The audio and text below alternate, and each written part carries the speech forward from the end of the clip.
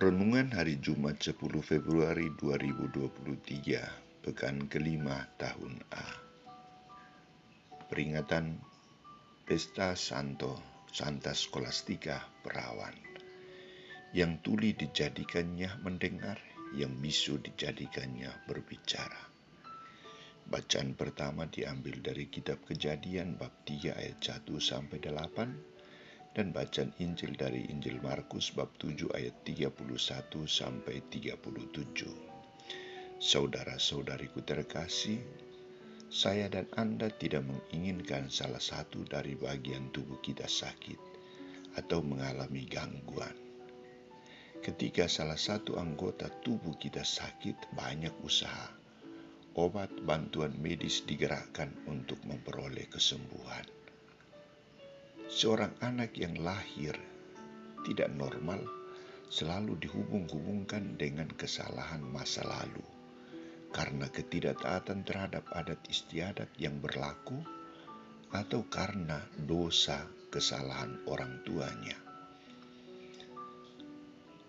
Orang yang sakit gagap dan tuli bersama orang tuanya juga pasti mengalami beban yang sama.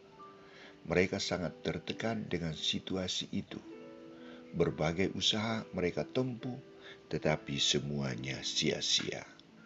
Saudara-saudariku terkasih, Santo Markus menampilkan Yesus sebagai seorang tabib yang sangat dirindukan, sangat dicari, dan luar biasa, teristimewa, dibutuhkan oleh mereka yang sakit dan menderita. Di tengah jalan daerah Dekapolis, orang membawa kepada Yesus seorang yang gagap dan tuli. Yesus tidak menolak permohonan mereka. Ia memberikan perhatian yang sangat serius. Tindakan yang dilakukan oleh Yesus dalam karya penyembuhan ini sangat berbeda dengan peristiwa penyembuhan terhadap orang yang sakit dengan berbagai jenis penyakit yang lain. Terhadap orang bisu dan tuli, gagap dan tuli, Yesus memisahkan orang itu dari kelayak ramai. Ia sendirian dengan orang sakit itu. Tindakan yang dilakukan Yesus adalah ia meludah, memasukkan jarinya ke telinga orang itu, lalu ia meludah dan meraba lidah orang itu.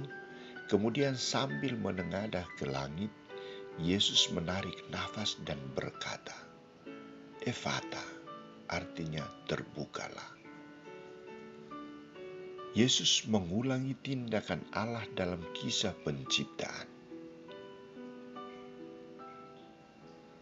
Ia mempergunakan nafas hidup sebagai sumber kekuatan. Nafas hidup sebagai roh penyembuh. Perhatian Allah terhadap penderita gagap dan tuli baru mendapat perhatian dan kesembuhan pada awal zaman Yesus, awal zaman Mesias. Penyembuhan ini terjadi di negeri asing. Di negeri asing Yesus dapat membuka telinga dan mulut orang yang belum beriman untuk percaya dan mendengarkan sabda Allah. Orang gagap dan tuli itu disembuhkan oleh Yesus untuk dapat mendengar firman dan memaklumkan sabda serta percaya kepada Yesus. Kehadiran Yesus telah mengubah arah hidup orang gagap dan tuli itu. Ia memperoleh karunia yang sungguh luar biasa dari Yesus.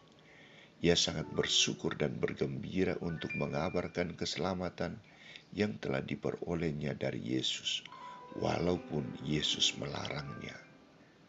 Dari situasi keterasingan, karena ia tidak dapat berkomunikasi dengan sesamanya, sekarang ini ia tampil sebagai manusia normal, manusia yang berarti di hadapan sesamanya.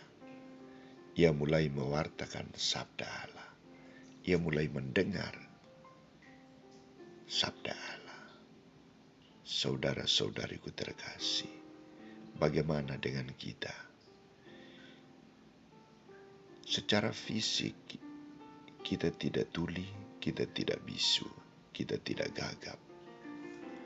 Tetapi kadangkala kita menjadi orang yang tuli, orang yang bisu, orang yang gagap. Kita tidak mendengar sabda dengan baik. Maka kita mohon kepada Yesus untuk merubah